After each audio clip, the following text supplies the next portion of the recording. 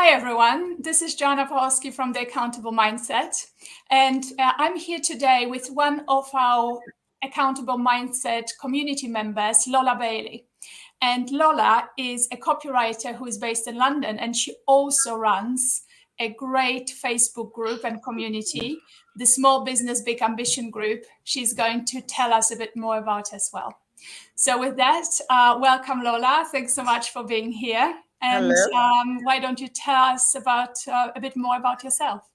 Well, first of all, thank you very much for having me in your room, in your house, your virtual house, I should say, on Facebook. It's a pleasure to be here. I think you have a great group as well, Joanna, and it's one of the things I love about your group is the name. Okay. Yeah, it was actually the first thing that struck me about your group was what you chose to call it, the Accountable Mindset Community, because it just serves as a permanent reminder anytime I see the name of your group that I have to have an accountable mindset. There's no escape. Right. It's like a mirror. Obviously in a very good way, but it is something that we business owners have to be reminded of quite a lot. That at the end of the day, we are accountable 100% for our business and for the decisions that we make. So so just to say that I love your group as well. But anyway, back to me, because you did ask a question. Absolutely. So I am a copywriter, but I'm also a medical editor. And as you said, I run a Facebook group, which is very, very new. I think we're 3 months today, the Facebook group. Congratulations. Yeah, thank you very much. And in terms of the copywriting, I mean, I'm not a generalist copywriter, so I just don't write everything. I tend to focus on website copywriting. I also focus on annual reports for some companies, not very many, but annual reports, and also brochures. But I also do quite a lot of training manuals, but pharmaceutical training manuals, which is linked to my background, which is pharmaceuticals. And obviously my degree as well, which is analytical chemistry. Oh gosh. Yeah, so that's what I do. And I also run a magazine, which is targeting the African diaspora community, called Pan African. So that's what I do. It's quite a lot of different activities and that you're involved with. And what would you say in terms of business is your biggest focus? Well, in terms of business, the copywriting and the medical editing, actually, I mean, I'd say 50-50 for both of them. With the editing, I tend to do with pharmaceutical agencies. So there are a lot of agencies that specialize in medical writing and also medical editing. So a lot of my work is as a sort of subcontractor to these pharmaceutical agencies. So that's quite a big part of my job, actually. And then the copywriting is also with agencies, but also with small businesses. So with solopreneurs, consultants, coaches. So there's a lot more variety with the copywriting side of things.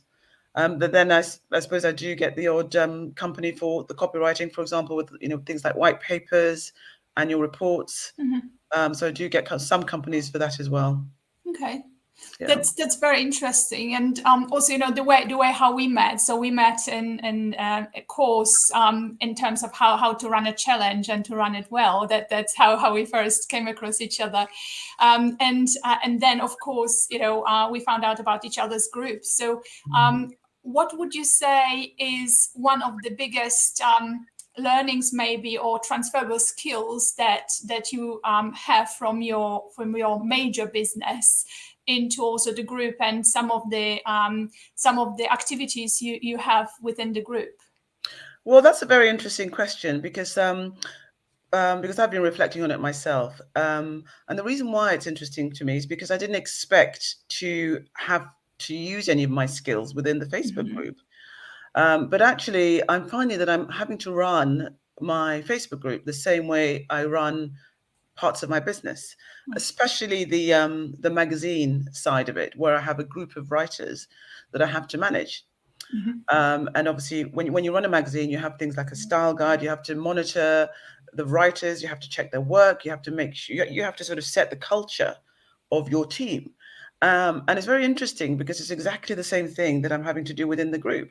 So you have to establish guidelines for how you want the group to be run. You have to set the example, which is obviously what is going to create the culture of the group, the example that you set.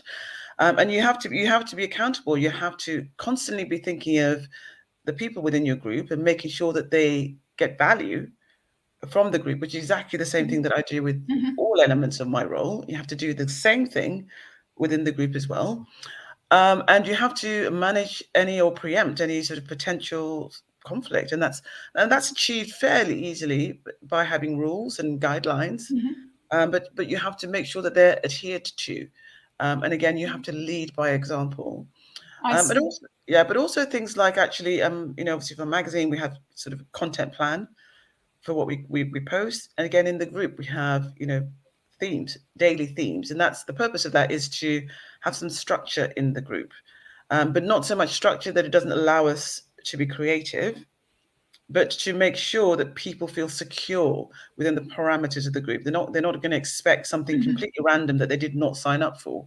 They know exactly what's coming into the group, and they know how they can contribute, and why they should contribute. So actually, a lot of the skills have been transferable, certainly from my magazine side, but Yes. also within, I educate quite a lot within my Facebook group as well, and that's mostly giving tips related to copywriting, because I find that, So yeah, if, sorry, go if ahead. I can if I can just ask you straight away one question here, because Yeah. a lot of people in the online space find it very challenging to maintain that freshness and the being current and bring new content into their into the world, whether it's a website or it's a blog or it's the group. And obviously, this is something that you deal with every day. So, do you have any recommendations, any tips, how to keep it fresh and where to take content from, how to be creative? Oh, well, again, another wonderful question, Joanna. Absolutely. Well, as far as the group is concerned, that's very easy for me because I have a group of people. I have a group of my admin team. I think there are four of us within the team, so we have a fresh voices in the group, and that keeps things fresh. And they interact with the people in the group, and it just really helps a lot. And they enjoy it because it's a stable and it feels like a safe group. They actually enjoy it, and it helps them as well because they a lot of them are new to Facebook, so it's also in helping them to develop their own social media skills. That's Um, very interesting yeah. because recurrently people who set up their own businesses say, I don't have that much recurrent revenue. I cannot afford, or I don't even know where or how to bring someone in who maybe could help. As you said, the fresh content, the fresh mind. So what would you recommend someone to do and how to go about it? Well, in my sort of complete sphere as a writer, the moderators in my group are also copywriters. And Right. they're copywriters that I'm also mentoring. So I'm also helping them to develop their social media skills.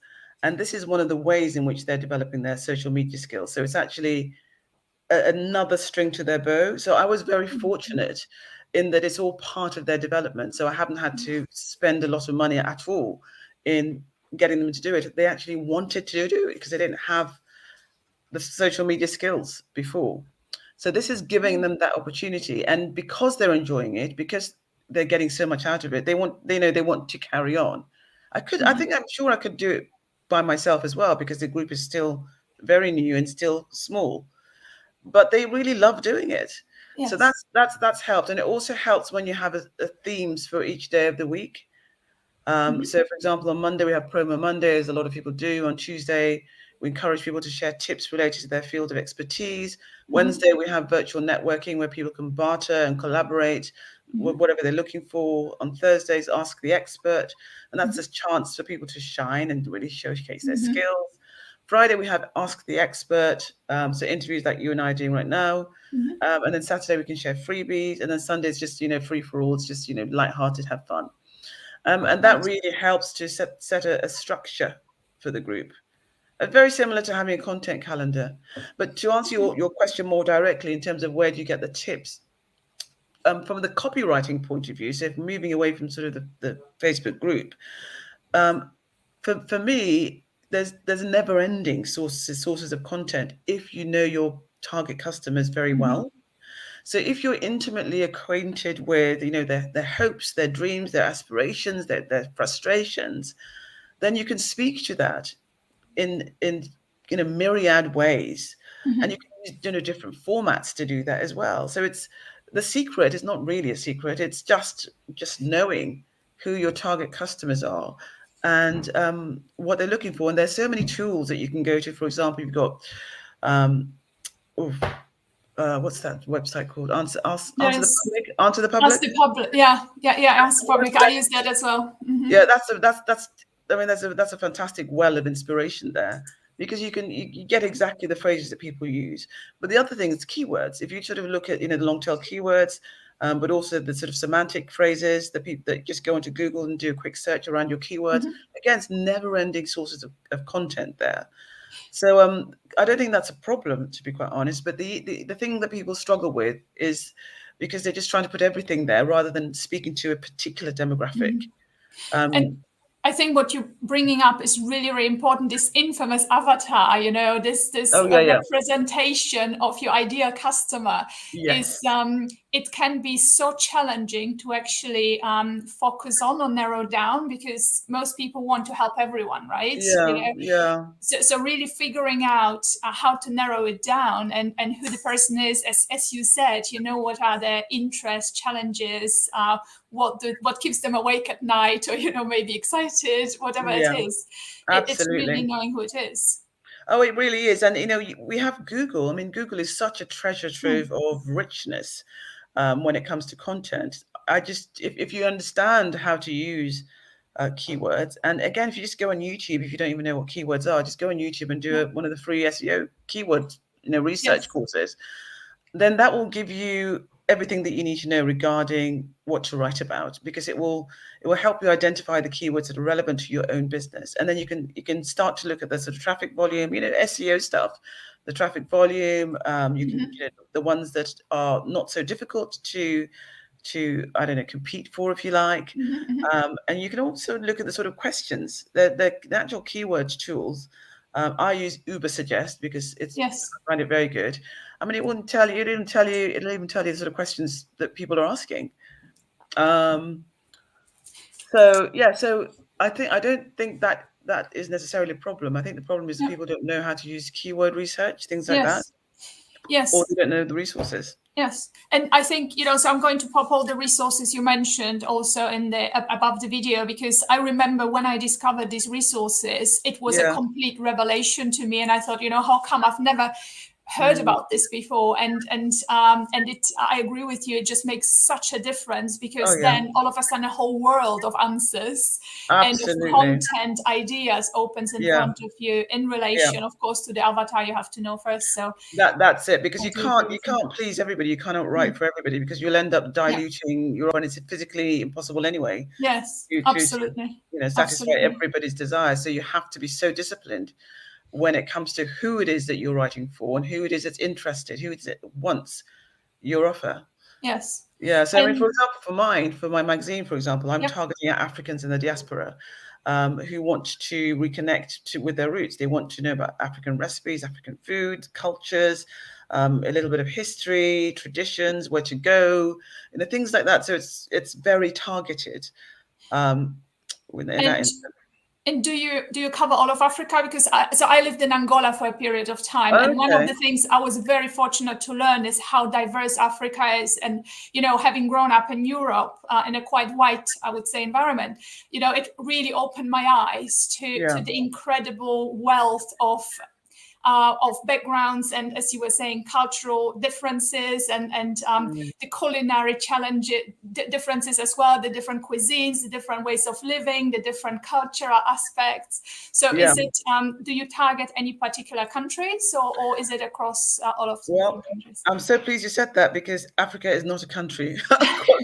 Contrary with to what so many It's people a seem to continent. believe, it is not a Yes. country. Yeah, no. So we target Africans in the diaspora. So Mm-hmm. we look at the sort of things that they search for, the sort of Mm-hmm. questions that they have related Mm-hmm. to Africa, and it's usually to do with travel. Where's good to go? What do I need if I want to pack, what do I need to pack? It's about what are the traditions there? How can I teach my children, to speak our languages?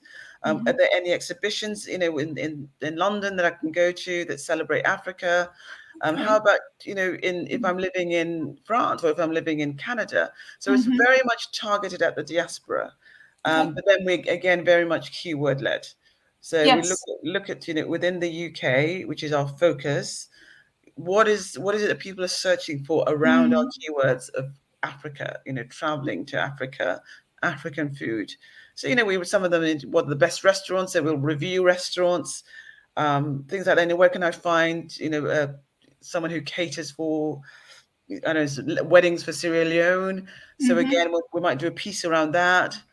So yeah, so we're very much keyword led. That's really fascinating, and it's great to see that keywords work literally for anything that you want to know more about, as long as you know who, in relation to who and who it is and what they are interested in. So absolutely, Joanna, that's fantastic. All the way. So with the history around your businesses and where you focus with your business, are there any recommendations, any suggestions that you have for people what to watch out for? Maybe if they're thinking about setting up the new business, or they want to know how to grow a business. Yeah, I mean, again, that's a question that so many people ask. So it's great that you're asking it. I used to be employed. I was very corporate, and I never actually envisaged having my own business. I thought I was just going to be corporate for life. So I used to work for a pharmaceutical company, GSK, straight from university. Yeah, straight from graduation, I worked for GSK for 22 years. So very, very long time. Obviously in a variety of roles. But in those days, a lot of people, it was just not unusual to be with a company of that stature for such a long time, because it's equivalent to working in 10 companies. It's so huge. But then I got made redundant, and that sort of pushed me to thinking about what I wanted to do. I always had a writing sort of an bent, if you like. I think it's a gene. I don't know what it is, but both my parents write. My sister is very much involved in the literary field. My brother, even though he's a neurologist, he's a writer as well. So we all write. And I it's quite funny, because I used to live in an area called Maida Vale in London. Oh, that's next door to me. Oh, right. Oh, there you go. So well, I actually started off in St. John's Wood. Yeah, that's where I am. I didn't know that. Oh, that's very interesting. So we used to live on Circus Road in St. John's Wood, around the corner from Abbey Road. Yeah, that's fascinating. And then we sort of, after my eldest son was born, then we moved to Maida Vale. And a lot of us were quite close. I had a close community of friends, and we were all sort of bemoaning the fact that there was no community magazine in Maida Vale. We could really benefit from it, because Maida Vale has such a village feel to it. I think even more so than St. John's Wood. But even St. John's Wood, everybody knows everybody. You know the people in the shop, that sort of thing, which you all know. Yes. So I decided to set up a magazine, and that magazine that I set up, it doesn't exist anymore, was really successful. And because of the success of that, I decided to set up on my own as a copywriter. And then I came under the radar of a lady called Emma Jones, who runs Enterprise Nation. She commissioned me to write a book on internet marketing, which introduced me to internet marketing. And then I became a bona fide copywriter. Amazing. So what I did, and again, it's difficult to answer your question in a way, because every business is different. But as I'm a copywriter, what I did was to set my sights on the highest. So I said to myself, who in this field would I like to emulate? And I had been observing one particular agency, and I was just fascinated by the stuff that they did. I loved their content. I loved their approach, and I just applied to them. And they were the top. They're literally top of the search engine. So I just went for the top, even though I had very little experience. I mean, I'd written the book and I'd had the magazine, but I didn't have much experience beyond that. And to be even interviewed by this particular agency, you had to sort of do some writing tests. And then once I passed those, the next step was to be taken to lunch, which was just bizarre. Social skills test. Absolutely bizarre. You're dead right, because that's exactly what it was. All right. Okay. Because he's the sort of person who's very much values driven. So he wants to make sure everybody who he works with have values that align with his values, and that was what the lunch was all about. Right. So it was lunch in the Tate Fascinating. Modern, 3-course lunch in the Tate Oh Modern, my to God. see how I was, to see what I was like as a person, relaxed, in a relaxed state of mind, Yes. enjoying when your guards are down. And also he wanted to see how I conversed, how I communicated with the waiters. Yeah, because he said that a lot of people that come to him are quite arrogant.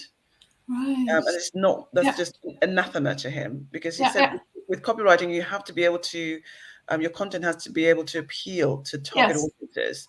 So you need to be able to understand other people and speak from other people's points of view. So he just wanted to observe that. That was what It's the lunch was. fascinating. That was what it was. It's It's bizarre, bizarre. yes. It sounds like a very creative form of an assessment center It in a was way. absolutely, absolutely. But it was, I mean, it was unique. It was completely unique. Never experienced that sort of interview before. No, But it was, never heard about I mean, something like this. it was great. And he's had, I mean, I think most of the people who work with him have been there forever because Right. of this approach. So, but that was a turning point in my career, my business as a copywriter, because that introduced me to, the top companies in the world, writing, getting straight into an annual report writing, which is unheard of for a new copywriter to be given a FTSE 100 annual report to Yes. write. It just doesn't happen. But because Yes. he's so established, and he's, as I said, I went for the top. He gave me all these accounts. He literally just trusted me because I'd Yes. shown him enough for him to give it a go. Yes. So I had Phenomenal. all sorts with him, Yes. and that was literally the turning point. And Yes. the confidence that you get as a result of being thrown into the deep end. I remember my first annual report for a medical devices company in America, and I thought, my God, I've never done an annual report before. But I mean, my confidence just shot up after I'd done that, because once you've done one, Yeah. you Yes. know what it's like. Yes. Do you know what I And mean? thank you so much for sharing this, because I think, for so many people, I think certainly, going for the top, they would not even contemplate it as the Yes, certain, I because of know. It's the self-limiting same. beliefs or what they've said or heard or think. Yeah, So hearing your story, I think, is so inspirational, to help people yeah, to see, that it's not, someone like Tony Robbins, for argument's yeah, sake, or maybe a Richard Branson, someone, a regular person, let's say, yeah, who is actually, in the group, has had incredible success by believing in themselves and yeah, really going for what they believed in, and yeah, really making their passion their yeah, job as well, and the yeah. I business. mean, you've hit the nail on the head. I think you're right, actually.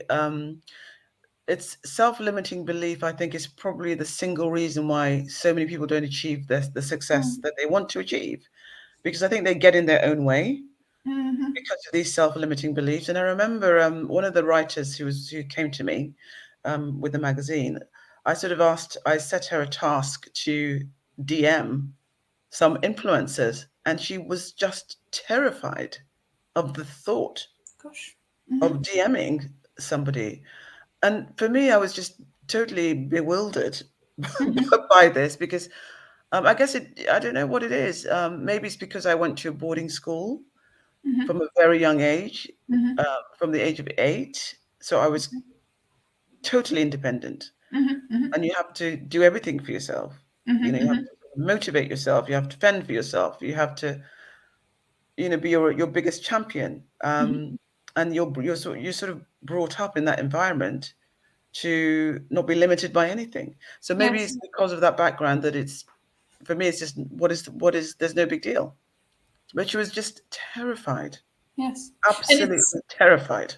it's very interesting that you mentioned fear, because a few years ago, for the very first time, I saw the word fear spelled as with capital letters as an abbreviation, standing for false expectations appearing real.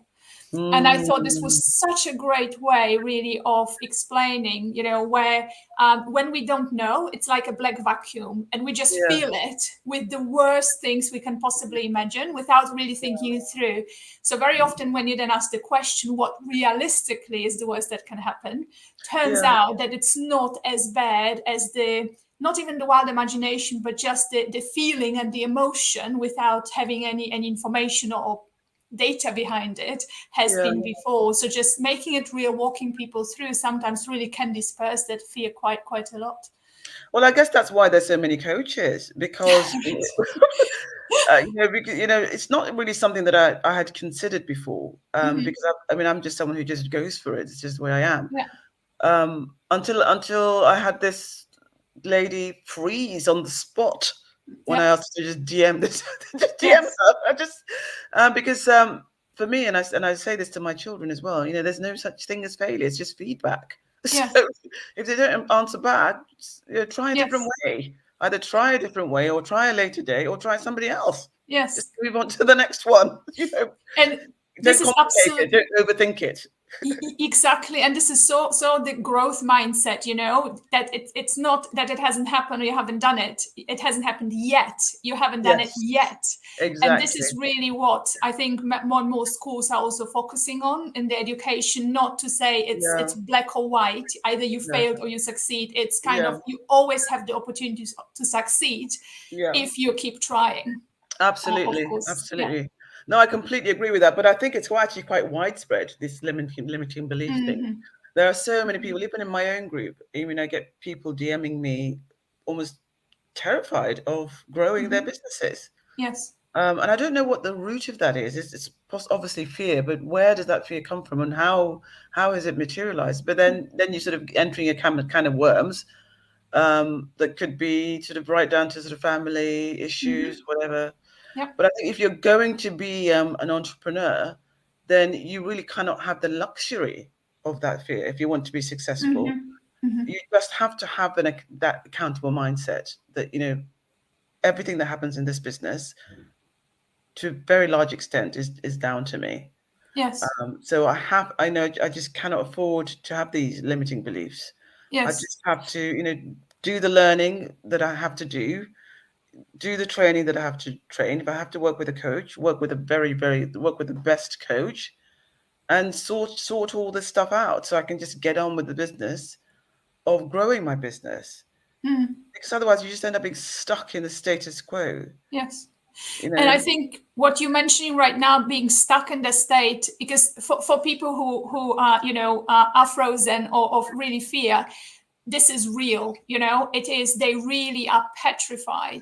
And as you're saying, taking the action and just doing something about it, not maybe knowing exactly what the outcome is going to be, but just knowing that taking that action is going to move them in a place that's going to be better than staying in this frozen state of fear. That's the first step, and that's really where it all starts. Yeah, no, I couldn't agree more. That's absolutely spot on. That's absolutely spot on. But anyway, the good thing is that I gave her a mini coaching session, this girl that I was talking about. And she's just DMing loads of people. And amazing. She's wondering what was all the fuss about. And congratulations, to her and to you, because not everyone actually makes that step of taking action. So and it remains stuck for that matter, and it becomes of a bit of a downward spiral very often. Absolutely. So for her, this is this literally, it's like opening a door to a different future. It really has. So I mean, she's just blossomed, to be quite honest. I mean, she's just interviewing, TV personalities, all manner of people now. And I just comparing or contrasting the person today from the person who said, "Oh, I can't DM somebody." It's just, miles apart. And all I did was just get her to write down on a piece of paper what were the possible responses somebody could have, and in each case, what would she do? Yes. Yeah, it's effectively doing a role plays is, when you do it face to face, but effectively going through all the possible worst case scenarios or best case scenarios and just playing it through to see how bad can it really be, right? And even if it's really as bad as you think, there's the answer, right? So there's a strategy. Absolutely. And I mean, focus on the best outcomes. What if they say yes? Exactly. Maybe even worse, right? In the fear scenario. So this has been absolutely amazing, Lola. Thank you so much. And there are two more questions I want to ask you. First of all, can you share something with us that you haven't shared with anyone before? Oh my gosh. To do with the work or play or Anything you like. that I haven't shared with anybody before. Oh, actually, yes, I can. Oh. And I haven't shared actually with anybody apart from the other person involved. Mhm. And that I don't know, it feels a bit odd actually saying this, but I'll say it anyway. I have one of my clients is a world famous celebrity chef. Mhm. That's it. And one of the things I will say is that they are probably the most driven, the most accountable, the most on the ball people I have ever met in my entire life. So if you want to have success in life, if you want to have that level, I mean, that stratospheric success in life, you have to really put the work in, and the work doesn't decrease as you get success, it actually increases. So you have to be able to cope with that. Mhm. This particular person who is my client, there's nothing that they don't know about their business. There's Mhm. no aspect of what they do that they don't have some sort of control over. They Mhm. know everything that's going on. Um, and they are so organized, so disciplined, that they are very confident in their decision making, that they have such high standards, and they have a vision for what they want to achieve, and that's what drives them Mhm. every single day. So yeah, so I can't mention the name because I think it just doesn't feel right. But what I will say is that it has taught me that success comes at a price, and that price is being able to handle that success, being able Mhm. to manage that success in your own life because it has implications. For every yes, there's a no. If you say Mhm. yes to something, you're saying no to something else. If you're Mhm. saying yes to success, then you're also, saying no to an easy life, Mhm.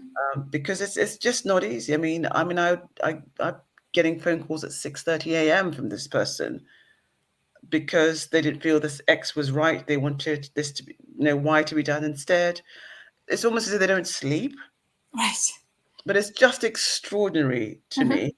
Mhm. Because I think there's a perception amongst a lot of people, especially small businesses on social media, that once they achieve that six-figure income, everything will be fine. Mhm. It's almost as if they just don't look past that, or they don't really Mhm. understand what does that mean, having a six-figure or seven-figure income that you just see banded around social media. Mhm. Can I handle what it takes to Mhm. have and maintain that? Do I know what that's going to mean for my day-to-day life? Do I know how to carry on with the momentum? What do I need to do to keep that up? What work is involved? So that you don't see this side. You don't see these questions being asked either to others or of themselves. And it's really opened my eyes to the saying, actually, the reality, it's a truism. Be careful what you wish for. Right. You really have to be careful what you wish for. And thank you so much for sharing this because I agree with you. Is let's say the seven figure business for many people is such a crucial milestone to achieve. They don't think about what happens next, and very Yes. often this can be a cliff edge where all of a sudden you find yourself without the next vision, without the next mission almost, and Mm. have to almost start from scratch. And of course, you have to top it then, right? To go further, as you said, how do you maintain this? Yeah. And recurrently successful people say, getting there's one thing, but maintaining, let's say, Michelin stars is actually a lot harder. And Michelin, there are Michelin chefs who say, just don't give me a star. I can't, the pressure. I just want to cook, and I don't need all this additional Mm. pressure on me Yeah. with what Yeah. I'm doing. So thank you for Yeah. sharing this. No, well, I mean, it's true. I mean, because it actually made me realize that I don't want to have that level of success. Right. Do you know what I mean? Because if it means I'm going to have that sort of life, Mhm. then it's not for me. I mean, I value other things. I value having relationships with my family, relationships, quality relationships with my friends, Mhm. free time. And this particular client of mine doesn't seem to have very much of that at all. Right. They're constantly on the go almost all day long. Um, and then maybe they will allow themselves a couple of weeks a year, Mhm. but the relationships with their children are virtually non-existent. Yes. So I mean, And so you have to really know whether or not Mhm. you really want what you say you want, and you have to know Mhm. whether or not you can sacrifice what's required to maintain that. And I think what you bring up here as well is really, what's your reason why? Because not everyone's reason why is just to have that 6-7 figure income. Very often it's about what it allows you to do. Yeah. And, if it's in direct conflict to what you actually want to achieve through it and with it, then the question is, is this really going to be long-term the right decision, the right business, the right revenue generating option for you? So I think that's going into almost a completely different conversation. And someone's just saying that that's very interesting, and I agree, because this is an angle where very often the conversation doesn't continue, as you were saying, Lola. This is the number is where the conversation stops, and what happens next is actually right, where a lot more work starts and has to happen. Yeah, I mean, as I say to I say to my children as well. I said the man on top of the mountain wasn't just dropped there. I mean, they actually had to get there. They had to put in the work to get there, and then Yes. they're going to stay there. They're going to come down again.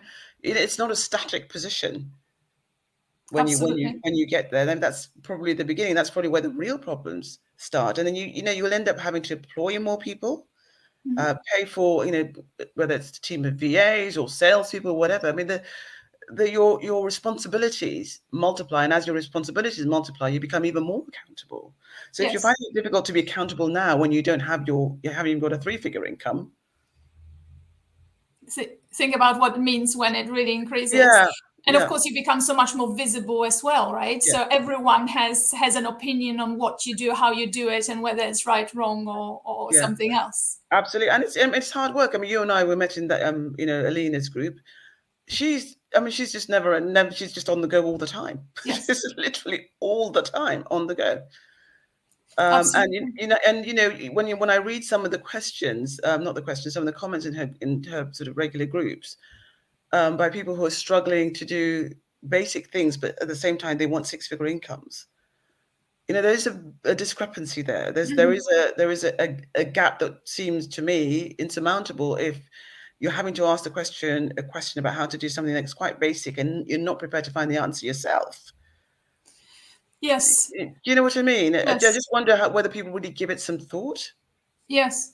I agree. And also someone is saying, sorry, I can't see your name. I'm really sorry. But someone's saying accountability plays a role here for sure as well, which is, going all the way back to where we started, really, and how we met. And what the theme really is that, you're going to be as successful as the effort you put in. Of course, there's a bit of luck, but there is rarely luck when there hasn't been any effort normally. Yeah, that's true. That's very true. Yeah, I mean, you have to be accountable. That's what I said. You remind me on a daily basis with the name, the accountable mindset, that you have to be accountable. So you're my mantra, my daily mantra. And it's so funny because the way how it started for me was exactly the same way. So that I want to be accountable, and the group helps me with it every single day. So Lola, thank you so much. When someone wants to reach out to you and contact you, what's the best way of doing that? Well, thank you for asking. So I run the Facebook group called the Small Business Big Ambition Facebook group, and you're all invited to take part in some of the training that I'm doing at the moment. One of the issues that I find that a lot of businesses struggle with, especially with their websites, is how to craft a value proposition that stands out. So I'm running some training. It's part of a bigger training called Zero to Hero, which is available in the announcement section of my group. So if that's an issue that you have and you'd like to improve your own value proposition with your website, then please, by all means, go and have a look at the training and see if that's something that would help you. Brilliant. Thank you so much. I know USP, the unique selling proposition, is something that a lot of people are interested in, and how to differentiate themselves. So thank you very much for offering this. And I'm going to also make sure that the link to your group is above the video, so Brilliant. people can go straight there and look it up. Yeah, because you got the new. I sent you the new one because the last one had a technical hitch. Yeah. Perfect. Yes, that's right. Brilliant. Yeah, it's all up to date. Thank you, Joy. You're accountable anyway, so why am I even asking you? I'll do it. Oh, thank you. Fabulous. Well, thank you so much. Thank you You so much for too. being here, Lola. Thanks everyone who's joined live and Yeah. also for your comments as well. And Yeah. I'm going to share the resources Lola has mentioned during today's conversation in the comments as well, so you can look them up and make good use of them. That'd be great. Lovely to have been here. Thanks for inviting me. Enjoyed it, and Pleasure. look forward to seeing you in the group. Absolutely. Thank you so much. Yeah, Have a lovely bye. evening. Yeah, you Take care, too. Bye. everyone. Yeah, bye.